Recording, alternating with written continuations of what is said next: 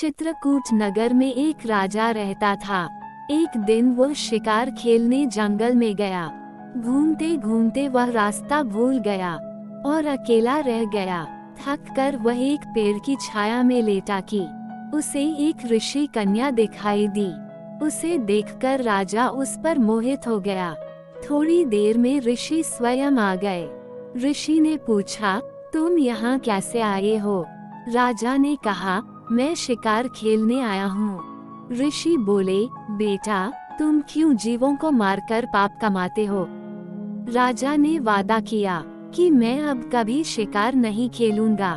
खुश होकर ऋषि ने कहा, तुम्हें जो मांगना हो मांग लो। राजा ने ऋषि कन्या मांगी और ऋषि ने खुश होकर दोनों का विवाह कर दिया। राजा जब उसे लेकर चला तो रास्ते में एक भयंकर राक्षस मिला। बोला, मैं तुम्हारी रानी को खा जाऊंगा। अगर चाहते हो कि वह बच जाए तो 7 दिन के भीतर एक ऐसे ब्राह्मण पुत्र का बलिदान करो जो अपनी इच्छा से अपने को दे, और उसके माता पिता उसे मारते समय उसके हाथ पैर पकड़ें। डर के मारे राजा ने उसकी बात मान ली।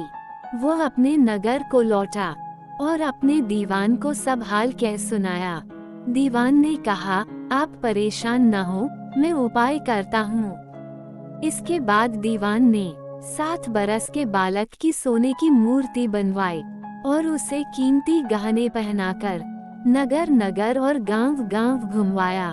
ये कहलवा दिया कि जो कोई 7 बरस का ब्राह्मण का बालक अपने को बलिदान के लिए देगा और बलिदान के समय उसके माँ बाप उसके हाथ पैर पकड़ेंगे, उसी को यह मूर्ति और 100 गांव मिलेंगे।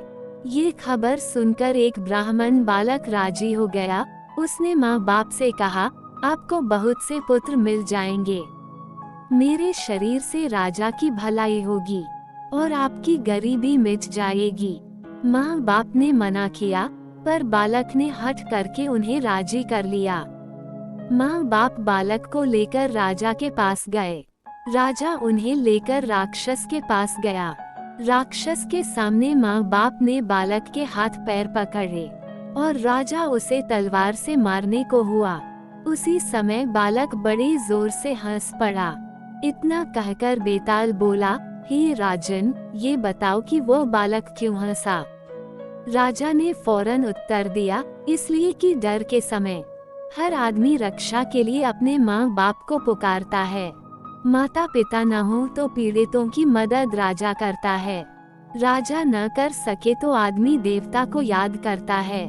पर यहाँ तो कोई भी बालक के साथ न था। माँ बाप हाथ पकड़े हुए थे, राजा तलवार लिए खड़ा था और राक्षस भक्षक हो रहा था।